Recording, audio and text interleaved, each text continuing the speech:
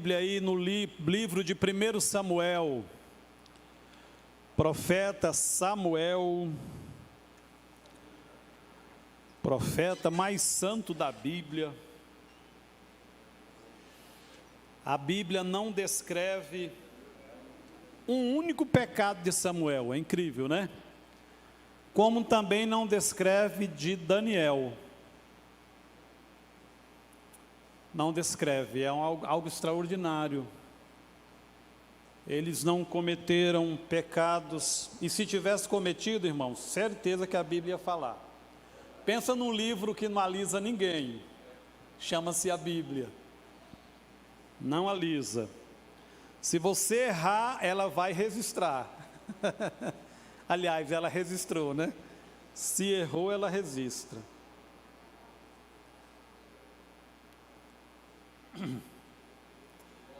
Nós fizemos um investimento aqui no 2 climatizador e aqui a gente raramente faz uma campanha, né? Acho que nesse 1 ano e meio de pandemia nós não fizemos nenhuma campanha para comprar nada, não pedimos nada aos irmãos. Como a igreja ela é fiel, dizimista e ofertante, a gente tem conseguido fazer todas as coisas sem fazer campanha nenhuma. Agora hoje eu vou fazer uma campanha aqui, ó. Amém? Amém. Nós temos R$ 2.500 para pagar. São os 2 climatizadores aí, porque aqui no palco, o João Soares desceu domingo daqui molhadinho, e eu estava observando. Mano, hoje, ó, tá fresquinho, coisa maravilhosa. Aí ele vem para cá e vai chegar lá atrás. A gente fez um orçamento para colocar na parede, mas ficava R$ 9.000, porque a procura está grande demais, e os climatizadores virou um produto importado. A maioria veio de um país aí de fora. Falei, não, entre 9 eu vou fazer melhor. Aí troquei uma ideia com o Van Basta, né? Que também vende esse produto. Falou, pastor, o calor não é o ano todo, então vamos investir menos. E graças a Deus resolveu. Pastor, como é que eu ajudo? Você vai procurar aí o pastor o presbítero Hermínio, fica de pé aí, Hermínio. Ele é tesoureiro, tem mais uns 2 tesoureiros aí, tem o Rogerinho, tem o Nilson. Você quer nos ajudar? Você vai dar uma oferta específica. Essa oferta é para ajudar no climatizador, tá? Então nós conseguimos comprar e precisamos efetuar o pagamento direitinho e vai dar tudo certo. Eu conto com a sua ajuda, é benefício para toda a igreja. Está conosco o doutor Edilson, a Elaine e o profeta menor, né? O maior não veio, né? Glória a Deus. Eles congregam ali na sede. Doutor Edilson é uma pessoa assim de um exemplo de dedicação em tudo que ele faz, né? Admiro muito a vida do doutor Edilson. A última dele recente é que ele ia tocar e está tocando. E canta num coral, irmão. Já está, ele falou, vou aprender violão. Está tocando violão. Eu vi um vídeo recente, ele disse que agora vai aprender a tocar bateria. Irmão, e é incrível a perseverança dele. Muito bom. Pessoas que decidem fazer algo para a glória de Deus e fazem, né? Isso é muito bom. Você abriu aí sua Bíblia? Em 1 Samuel, capítulo 6. 1 Samuel 6.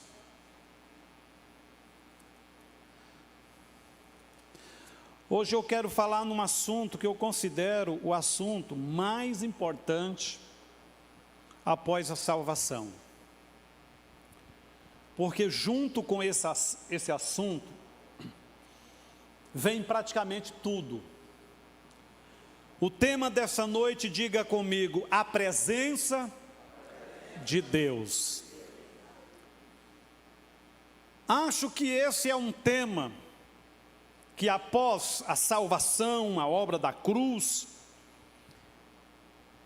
ele é como a plataforma que vai sustentar ou que vai nos levar a desfrutar, de fato, de tudo que Jesus conquistou na cruz E é com esse sentimento e zelo de ter a presença de Deus, de preservar a presença de Deus, que a gente santifica, que a gente vigia, que a gente cuida para não perder. E automaticamente vamos desfrutar, sabe de quê? De todas as bênçãos que foi conquistado por Jesus na cruz. Então vamos ler aí 1 Samuel 6, a partir do 1. Gente, será que eu errei a referência? Ah não, está certo.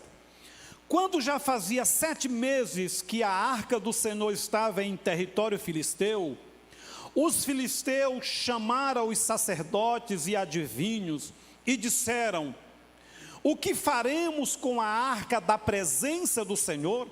Diga-nos o que devemos mandar. Diga-nos com que devemos mandá-la de volta ao seu lugar. Eles responderam: se vocês devolverem a arca do Deus de Israel, não mandem de volta só a arca, mas enviem também uma oferta pela culpa do pecado.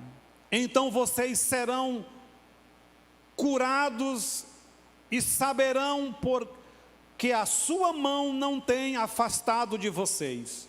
Os filisteus perguntaram: que oferta pela culpa devemos enviar-lhe? Eles responderam: 5 tomores de ouro e 5 ratos de ouro, de acordo com o número de governantes filisteus. Porquanto a mesma praga atingiu vocês e todos os governantes. Faça imagem dos tumores e dos ratos que estão assolando o país e dei glória ao Deus de Israel. Talvez ele envie a sua mão de sobre, talvez ele alivie a sua mão de sobre vocês. Seus deuses e sua terra, porque ter o coração obstinado ou endurecido como os egípcios e o faraó, só quando esse Deus os tratou severamente, eles deixaram os israelitas seguirem o seu caminho. Agora então preparem uma carroça nova, com 2 vacas que deram cria, e sobre as quais nunca foi colocado jugo. Amarre-as na carroça, mas afaste delas os seus bezerros e ponha no curral. Irmãos, pensa num negócio que é contra a natureza, é a mãe carregar uma carroça, sendo que nunca tinha colocado jugo. Essa mãe é recém-parida lá dos filhotes, e os filhotes não vão com ela. E aí? É possível um negócio desse humanamente? Impossível. Impossível. Mas aconteceu. Sabe por que aconteceu?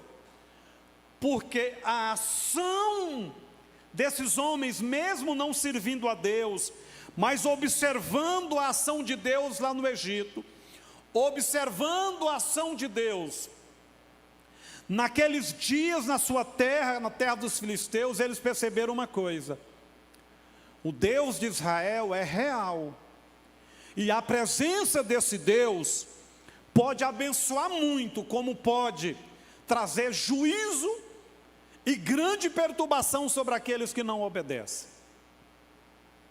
Então quero falar nessa noite sobre essa questão, a presença de Deus. Quando você analisa os 7 primeiros capítulos do livro de 1 Samuel, esse assunto sobre a presença de Deus está assim amplamente colocado. Todo bom teólogo, ao analisar os 7 primeiros capítulos de Samuel, o assunto mais visto, mais avultado nesses capítulos é sobre a presença de Deus. O quanto é necessário alguém que serve a Deus ter a sua presença, e o quanto os inimigos de Israel temiam a presença de Deus. Não se engane, os nossos inimigos atuais não temem a nossa eloquência. Não teme se a igreja é bonita, se a igreja tem seminário, se a igreja tem dinheiro, tem televisão, não adianta. O pastor pode ter curso superior, doutorado, mestrado e etc. Pode ser habilidoso nas mídias, nas redes sociais, e o que faz o inimigo recuar e temer é, na vida do homem e da mulher de Deus, a presença de Deus. É só a presença de Deus. Toda ferramenta que uma igreja tiver, que um homem tiver, que alguém que tem um ministério tenha, essas ferramentas serão importantes, desde que elas sejam revestidas da poderosa presença de Deus. Se não, esquece. Esquece. Irmãos, eu pertencia a uma igreja que, na minha inocência, até naquele tempo foi a igreja que eu vi mais ter a presença de Deus. Era incrível. Isso tem muitos anos. Uma super estrutura. E eu, na minha inocência, imaginava que jamais aquela igreja poderia passar por um período de frieza, de dificuldade financeira, de muitas lutas. Mas a figura que dirigia aquela igreja era extremamente zelosa pela presença de Deus. Era um pastor pequenininho, mas extremamente zeloso pela administração das Escrituras, pela vida de Deus nos cultos. Eles vigiavam os crentes, ensinavam, e Deus respondia de forma extraordinária com a sua presença. Passou um tempo, esse pastor mudou de igreja, e certamente outra pessoa assumiu a igreja, é fato. E eu fui vendo acontecer o que eu achava que jamais aconteceria.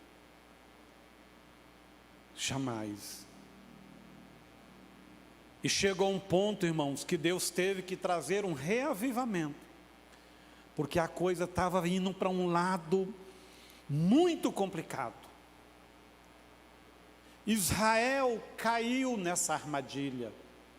Ninguém desfrutou a presença de Deus quanto Israel. E aí, com essa presença tão real, Israel não temia os seus inimigos, porque eles sabiam que a vitória era certa. Mas Israel começou a distanciar aos poucos, e foi. Começou a negociar princípios, fazer alianças com estranhos. Começou a ir deixando aos poucos. E quando se viu, Israel estava até sem a arca, literalmente. A arca sempre foi um símbolo da presença de Deus. O inimigo que mais apanhou de Israel foram os filisteus. E foi justamente esse inimigo que levou a arca.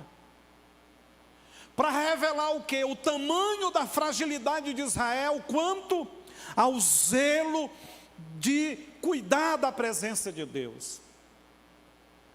Pastor Eus, o que eu posso fazer para manter a presença de Deus na minha vida, na minha casa, na minha família? Vigiando, observando, santificando e clamando pela presença dEle na sua casa. Porque Deus, irmão, não fica onde Ele não é convidado, onde Ele não é adorado. Não fica. O Espírito Santo, eu quero ficar aqui, não. Porque Deus é um ser vivo. E aonde Ele é adorado, buscado, aonde é dito, vem o teu reino, Ele vai, Ele se manifesta. Então, quando coisas, correria, estresse, preferências assume a maior parte da nossa vida, a gente deixa de buscar, pode ter certeza, você vai perceber o vazio logo, logo, na sua casa, no seu dia a dia, na sua linguagem, nas suas atitudes. Irmão, no reino de Deus existe uma coisa que tem que ser paga, chama-se azeite. Azeite tem que pagar. Lembra da parábola das 10 virgens? O azeite tinha que ser comprado, feito, buscado. O reino de Deus é tomado pelo esforço. A gente se esforça para praticar os princípios, e os princípios praticados trazem a presença de Deus. Toda vitória e toda derrota analisada aqui em 1 Samuel, do capítulo 1 ao 7, está envolvido a presença ou a ausência da presença de Deus. Depois, na sua casa, para e lê os 7 capítulos. A presença de Deus manifesta, ela traz a resposta perfeita às nossas orações. Irmãos, a presença de Deus, ela está muito ligada ao seu propósito. Se alguém anda no propósito de Deus, pode contar com a poderosa presença manifesta de Deus. Porque a presença manifesta é diferente da presença no aspecto teológico, porque Deus é onipresente, Ele está em todo lugar. É presença manifesta no aspecto da ação, para proteger, para agir, para prover, para operar. A presença manifesta de Deus está intimamente ligada ao seu propósito. Ana orou muito. Ana buscou a Deus. Ana queria muito filho. Por diversos motivos que eu não vou aqui me deter a eles, esse não é o alvo. Mas no dia que Ana estava lá mais uma vez em profunda oração, e Ana teve a sensibilidade de entender a voz do Espírito Santo, e ouvindo o Espírito Santo, ela disse: Deus, se o Senhor me der um filho, eu dedicarei 100% no teu altar.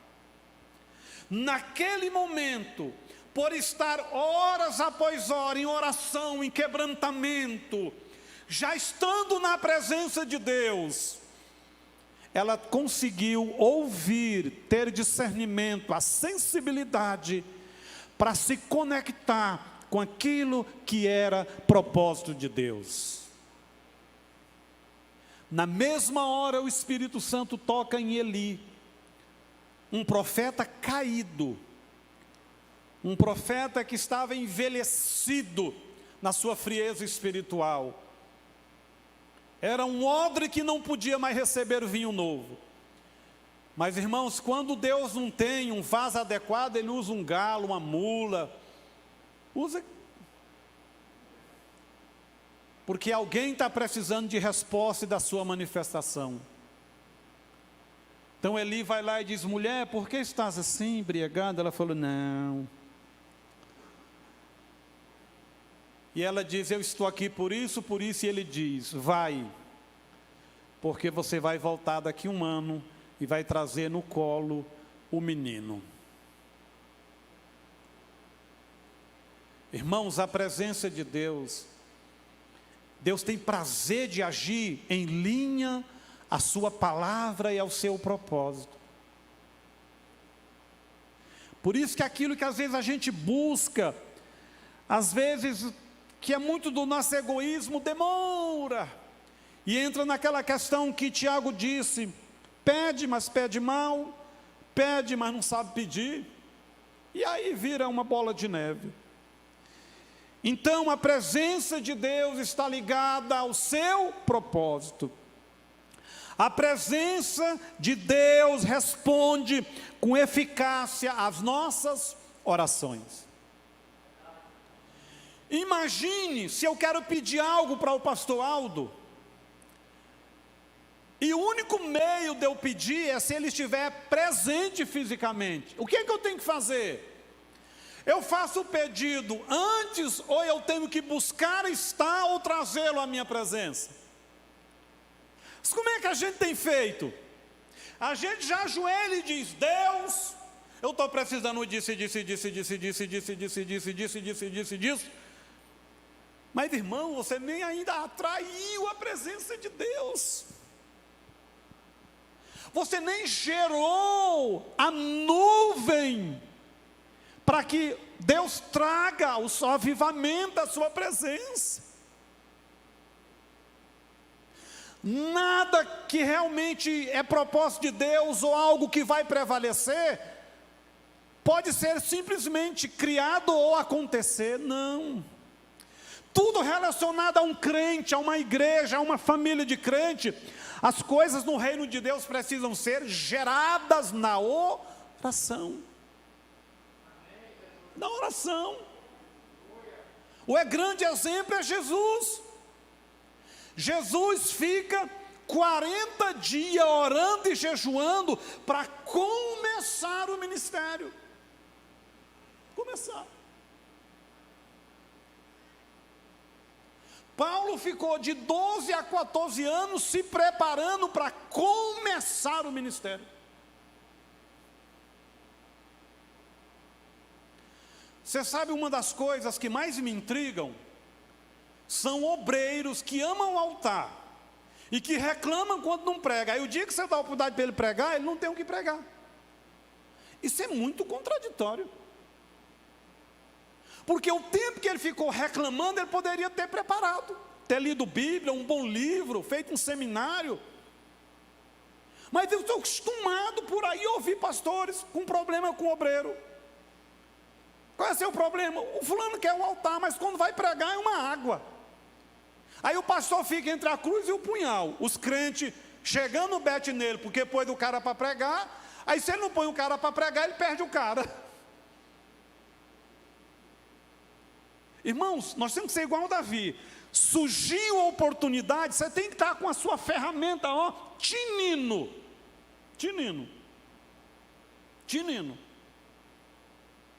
Não basta você querer pregar, exercer um ministério, liderar. Você tem que estar pronto. Porque eu vou te falar uma coisa: a sua vez vai chegar. Vai chegar. Então não fica preocupado com quem prega ou quem não prega. Se prepara quando chegar a sua vez. Se prepara, ué. Você está perdendo tempo. Criticando o que prega, o que não prega, preocupado. E perdendo tempo. Vai ler Bíblia, vai ler um bom livro. E no dia que chegar a sua vez, aí você pega de cada calças curtas. Aí não tem jeito. Aí o pastor põe você para pregar e fala: oh meu Deus, tem misericórdia. Me ajuda, né? Direto eu recebo umas mensagens assim: pastor, quem vai pregar hoje? Eu tenho uma resposta única: o Espírito Santo. Não, mas fisicamente quem é? Não importa quem é, se é um adolescente, se é uma criança, um presbítero, um diácono, o Espírito Santo vai falar, isso que importa. Né? Eu lembro que congregava na sede, um dia que eu vestia um terno melhor, os irmãos lá da porta me falavam: você vai pregar hoje, né? Você está assim diferente. Falei: não estou sabendo não. Ah, você sabe. Falei: não estou sabendo não. Se eu vou pregar, não me avisaram. Irmão, quando a gente vem com o coração aberto, quando a gente vem para cultuar a Deus, celebrar a presença de Deus, pode subir uma criança aqui. Deus opera. Deus opera. A gente consegue ouvir a voz de Deus. Antes da resposta, Ana pegou um caminho que é infalível, o caminho de atrair a presença de Deus. Irmãos, sabe por que às vezes sonhos são adiados?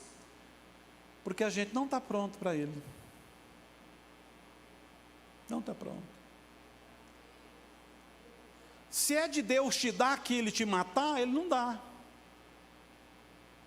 Imagine alguém que quer dirigir uma Ferrari, ou então um carro blindado. O que é que adianta ter um carro blindado, não ter feito um curso de direção defensiva, né? A bala vai entrar do mesmo jeito. Porque a primeira bala não passa no vidro não, mas se o cara acertar 2, 3 tiros no mesmo lugar, vai passar. Aí você morre com um carro blindado na mão, porque não sabe fazer o jogo, a direção perigosa e tal.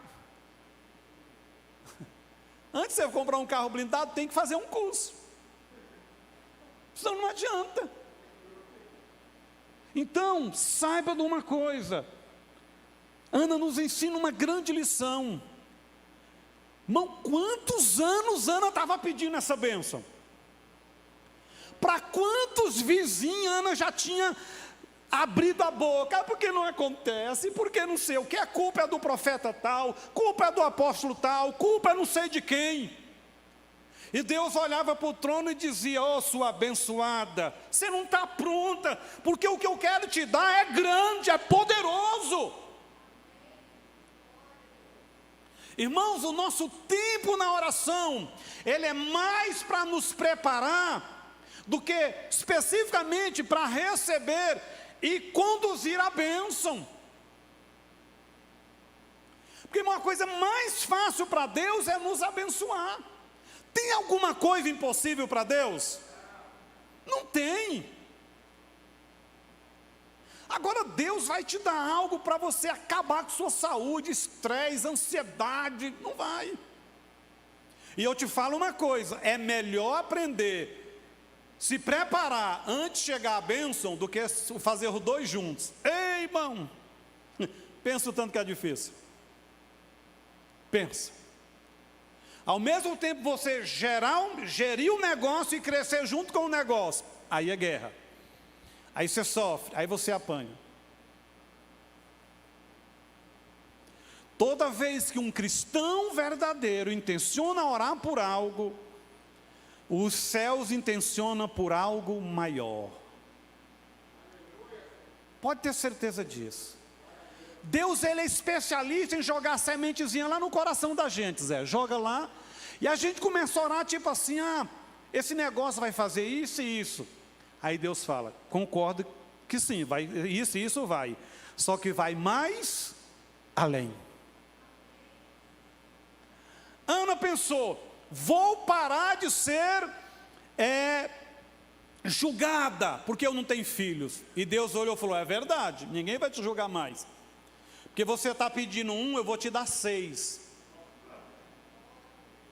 Mas só que tem uma questão: você apenas está querendo um filho para tirar esse fardo sobre você.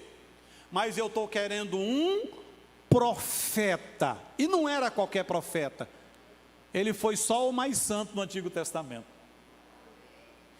Irmão, a Bíblia diz aqui no capítulo 7, que nenhuma palavra de Samuel caiu por terra. Irmão, não era qualquer profeta, não era qualquer bênção, era a bênção. A bênção. Uma bênção desse tamanho só podia ela acontecer, primeiro, se a pessoa que foi gerar a bênção estivesse na presença de Deus. E isso a prepararia, a Ana foi preparada para isso. E depois, essa bênção seria manifesta para abençoar a muitos. Imagine uma mulher, já numa idade boa, com a sua rival, com um monte de menino, uns 7. E agora ela ter um único filho. E alguém pelo menos mencionar que ela precisaria pegar o menino depois de 2 anos, tirou o mamazinho e tal, entregar lá no templo. E essa mãe ia ver o menino uma vez por ano. E aí, as que são mãe aí, o que vocês acham? Esse trem não ia dar certo. Mas, irmãos, quando Deus prepara a pessoa, essa pessoa entende que o que ele deu é para a glória dele e não tem dificuldade de liberar. A presença de Deus, primeiro, está ligada ao seu propósito. Segundo, a presença de Deus é extraordinária em responder às nossas orações, e quando é debaixo dessa unção, a gente entende tudo. A presença de Deus, nesses dias, ela não tinha a quem falar e nem a quem direcionar. Quando você lê 1 Samuel, você fica impressionado no capítulo. No capítulo 3, olha aí o verso 1. O menino Samuel ministrava perante o Senhor sobre a direção de Eli. Naqueles dias, raramente o Senhor falava e raramente Deus revelava. Mas Deus estava lá. Ana recebe a bênção e entrega a bênção lá no altar. O menino Samuel está lá. Tinha uma família sacerdotal lá. A arca estava lá. O fogo no altar não se apagava. A lamparina de Deus estava acesa. Mas era uma presença que não tinha a quem falar, nem a quem direcionar. Pastor, isso pode acontecer comigo? Pode. Pode acontecer de você ser crente, você ser a arca de Deus, você até ter ainda um foguinho aí do Espírito, e você não conseguir ouvir nada de Deus, nem ter direção. Quando Deus fala, Ele revela a sua vontade. Quando Ele revela, Ele está falando do futuro, da continuidade desse falar, o cumprimento disso. Tem alguns que até conseguem ouvir o Espírito, mas não tem direção, não tem visão. Se você colocar algo, Deus vai lá e coloca algo na mão dele, ele fica perdido, se debatendo. O texto diz, 3:1, eram raras as vezes que Deus falava. E mais rara ainda as visões, as revelações. Porque a presença de Deus não era cultivada, cuidada, desejada. E um dos fatores quanto à presença de Deus chama-se tempo de qualidade. A vida anda muito corrida, estressante.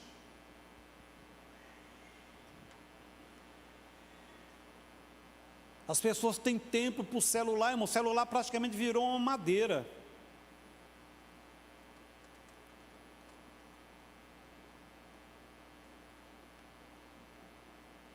Antigamente, as casas tinham Bíblia. Hoje, algumas casas nem de crente, nem Bíblia tem mais. Pelo menos a gente chegava, tinha uma Bíblia empoeirada lá na prateleira, no rack. Hoje tem casa de crente que, se precisar de uma folha da Bíblia para fazer um remédio, morre. Não, pastor, está no smartphone. Não, isso é enrolação, isso é conversa. Crente tem que ter uma Bíblia.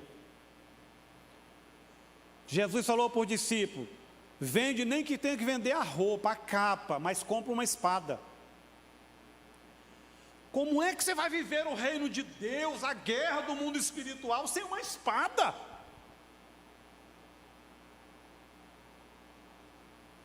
Sem uma espada. A espada precisa estar na mente, no coração e na mão. Na mão. Nós éramos conhecidos antigamente por os Bíblias pretas, lembra? As Bíblias, tudo era capa preta. Mas hoje tem Bíblia que você olha assim, você jamais vai saber que é uma Bíblia, você acha que é uma agenda. São a Bíblia dos 007.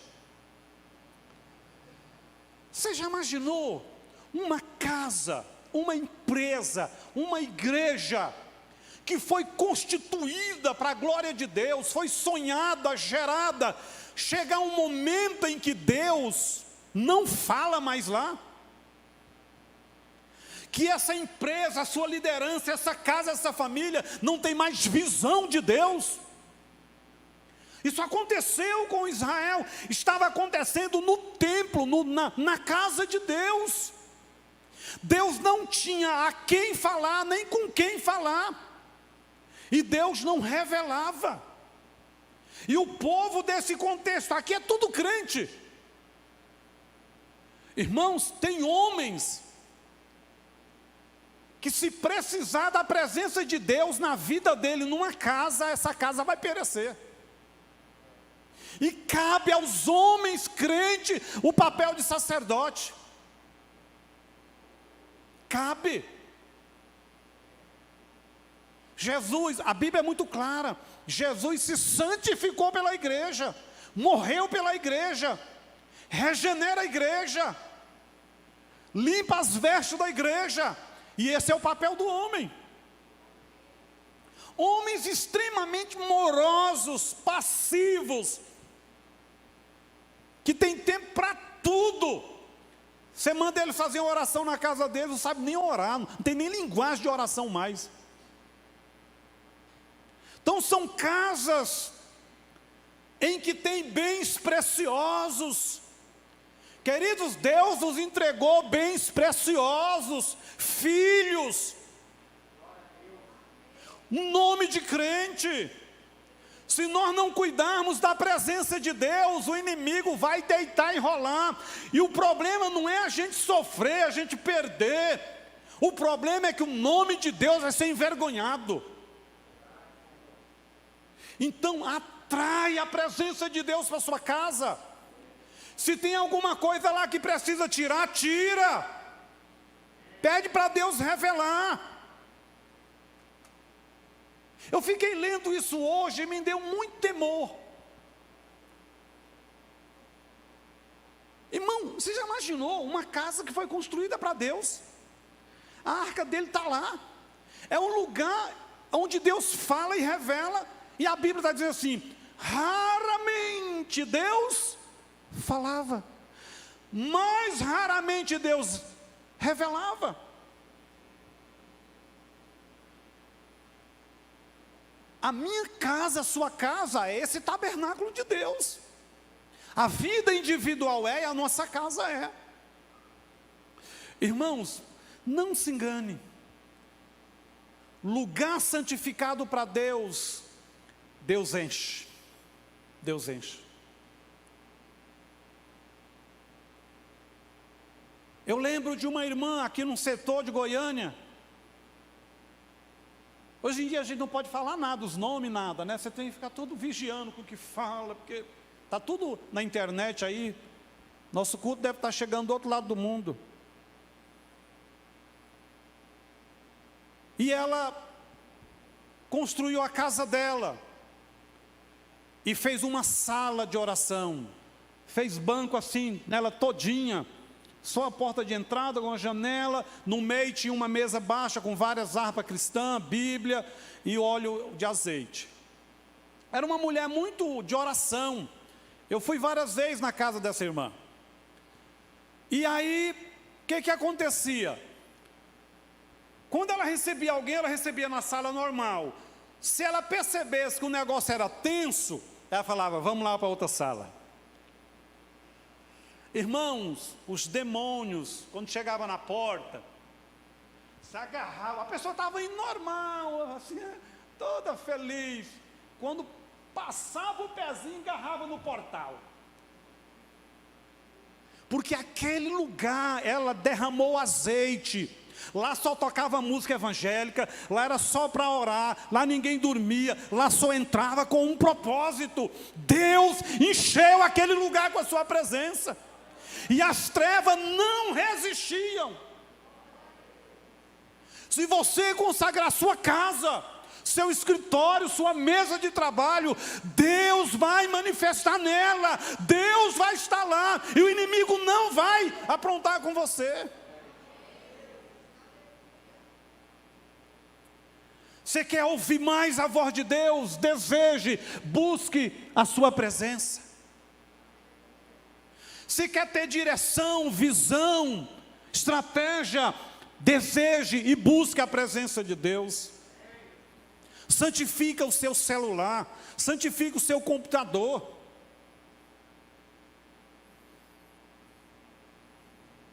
Certa vez eu fiz um jejum na igreja, e aí eu falei, olha, é o seguinte, o jejum vai ser, vamos colocar uma fitinha no braço, e colocar Filipenses, acho que Filipenses, aquele texto que fala que tudo que é bom, agradável, suave, maravilhoso, isso que esteja na mente, é isso que seja que vocês falem. Então é o seguinte, irmão, nós vamos fazer um jejum, e o jejum vai ser de silêncio, você não vai falar mal de ninguém. Bom, pensa num jejum difícil.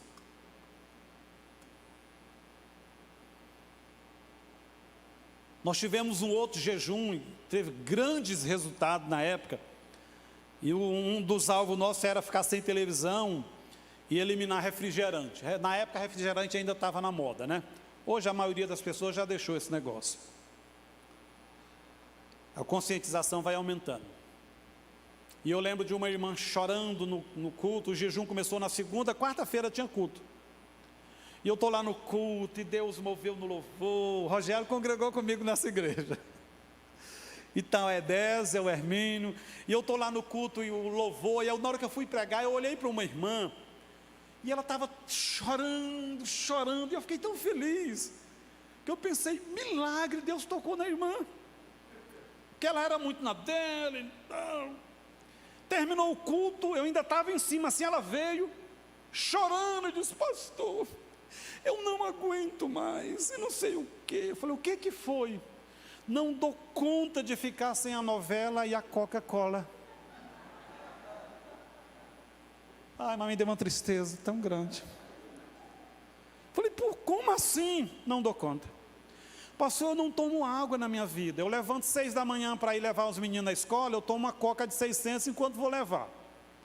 E já deixo 2 dentro do carro, porque se eu for na rua, até ir voltar, eu tomo mais 2. Falei, irmã, se daqui um dia você não vai ter os rins, mas não, nenhum calço nos ossos. Falou, pastor, não dou conta. E não dou conta de ficar sem as novelas. Não adianta, eu faço qualquer coisa, menos isso. Irmãos, são valores, são disciplinas, são atitudes, são decisões que a gente precisa tomar. Porque, irmão, o bom de ter buscado a Deus jejuado, o bom não é buscar, jejuar não é fácil não, orar não é fácil. Mas sabe o que é bom? É o resultado, Quando o inimigo se levantar, você ter autoridade.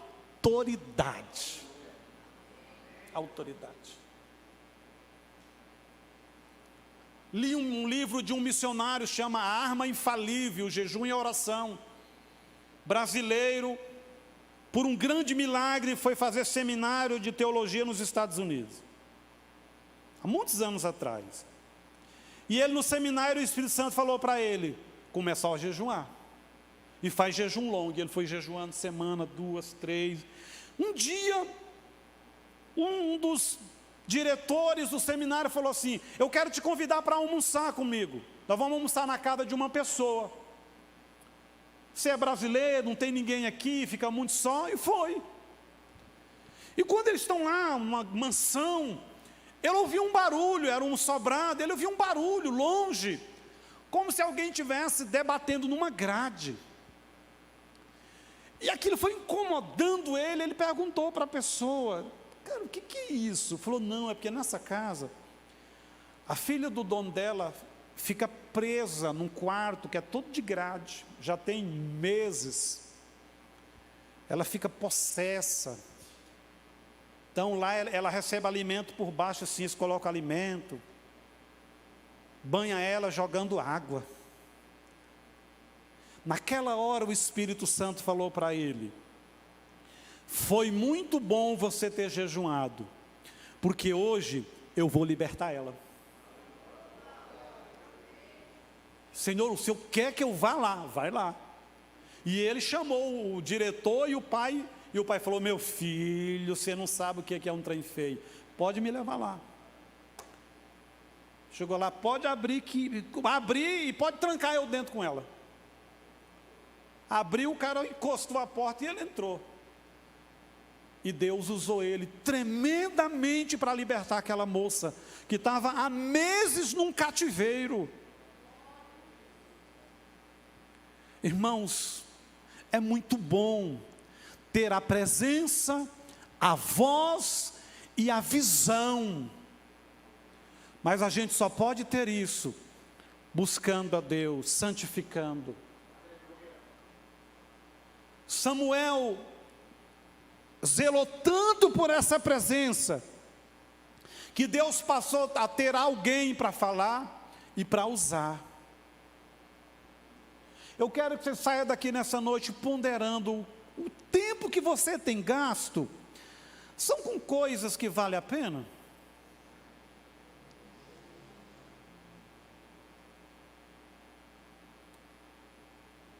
Antigamente, mas assim, há 5 anos atrás, sabe qual era a reclamação dos pais? O menino não sai do videogame, pastor. Mas o videogame era tão ruinzinho, era aquele quadradinho, aquele trenzinho preto e branco. Sabe qual é a reclamação que eu tenho recebido muito de mulheres casadas? Pastor, meu marido não sai de celular, das redes sociais. Gasta tempo, sim, terrível. Tempo no celular. Então vamos ponderar os valores. Irmão, o tempo é algo muito precioso. Tiago Brunet diz que um dos 5 grandes poderes da terra, um deles, chama-se tempo. Chama-se tempo. Você quer ser um facilitador na vida? Leia um livro do Tiago Brunet chamado O Problema é Seu. Estou terminando, estou lendo ele, e cada página eu fico olhando. Lá tem um capítulo que fala assim: resolva o problema sem trazer outro. Falei: cara, por que eu não li isso aqui há uns 10 anos atrás? O livro trata de sabedoria. A arte de resolver problema sem causar um, tentando resolver o outro. E o livro é Bíblia do começo ao fim. Os princípios já estão lá. Está aqui na Bíblia.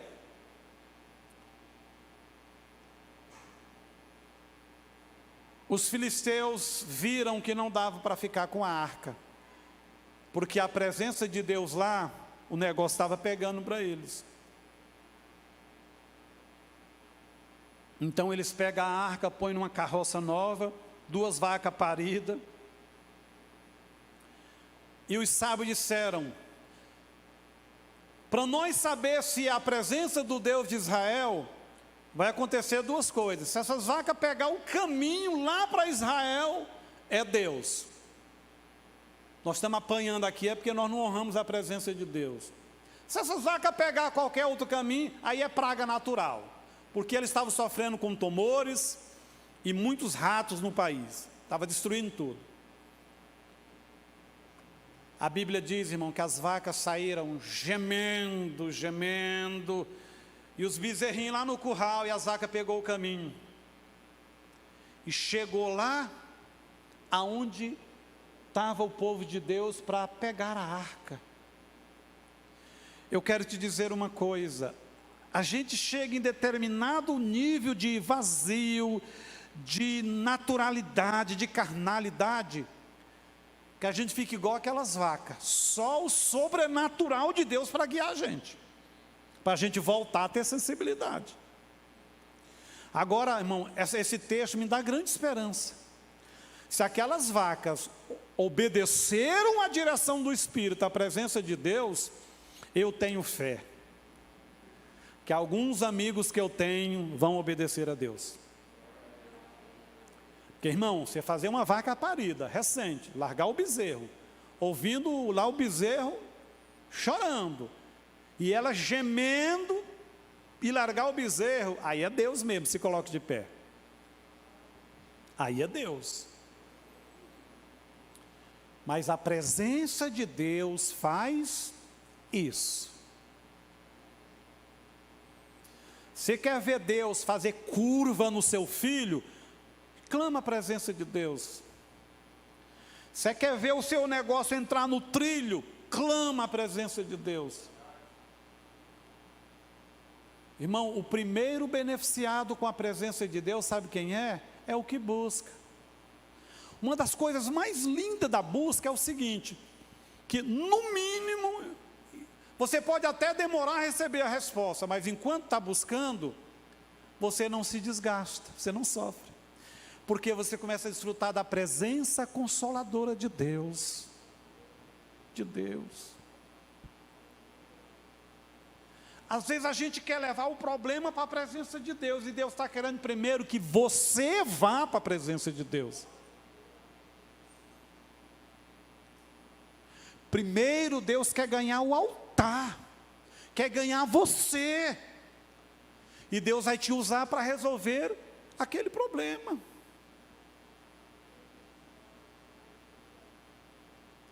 Isso. Então você, mulher que tem dificuldade com o marido, vá para a presença de Deus. Seja o instrumento para trazer a presença de Deus. Aí depois Deus toca nesse vaso aí. Irmão, Deus vai usar. Irmãos, pensa num negócio que não fica sem resposta, é a oração.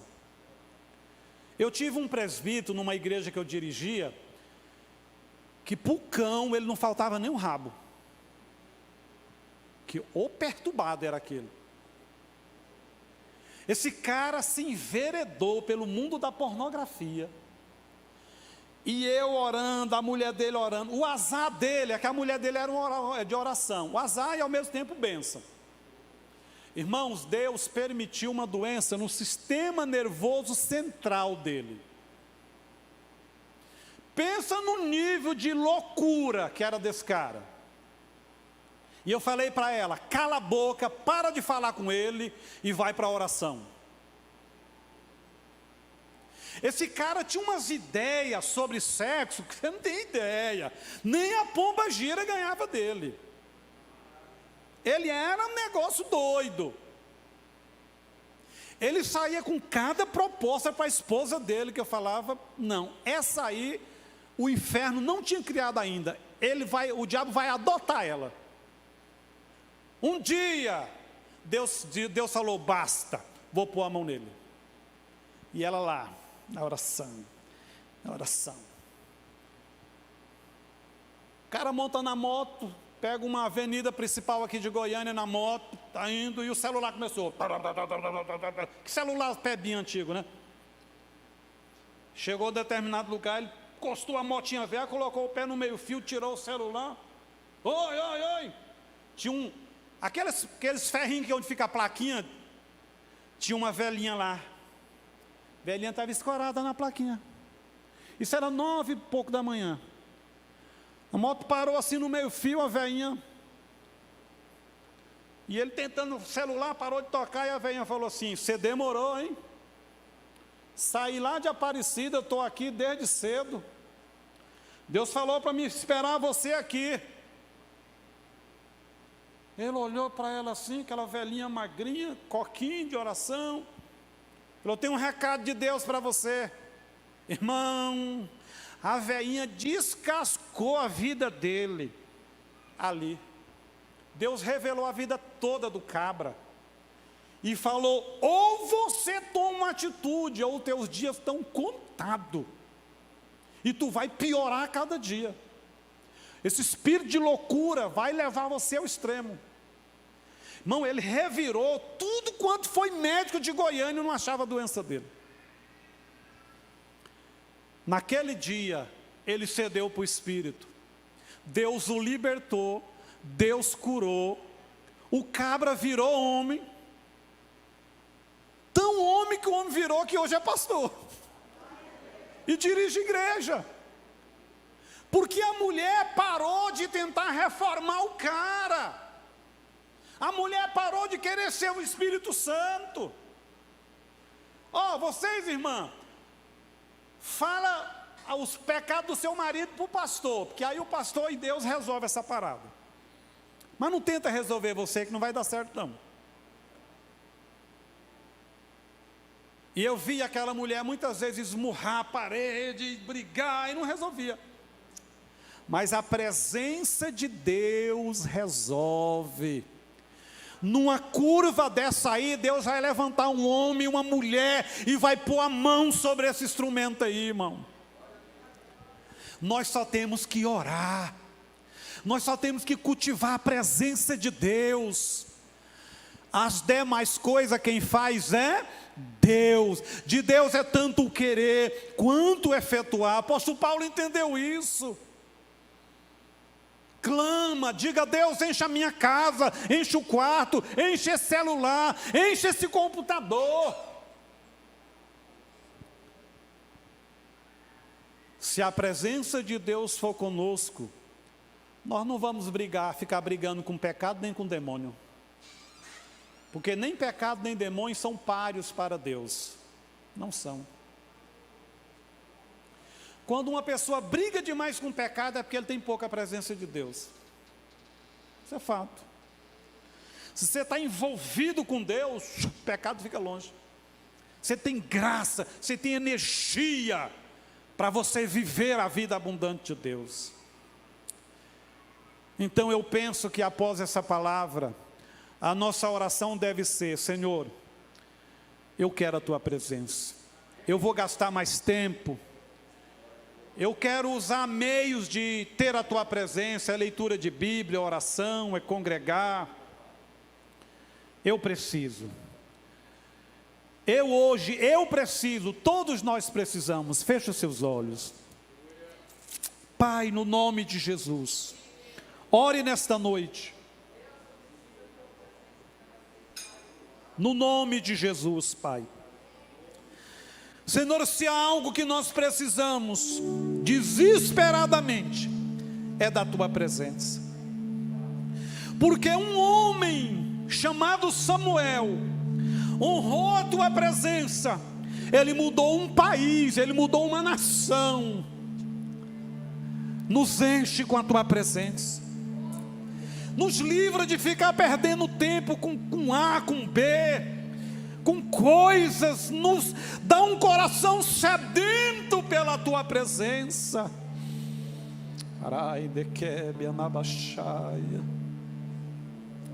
Santo Espírito, Santo Espírito, faz desta noite uma noite profética, uma noite de mudança. Oh Espírito, vem, vem Espírito. Olha para o meu irmão e minha irmã em estado de arrependimento.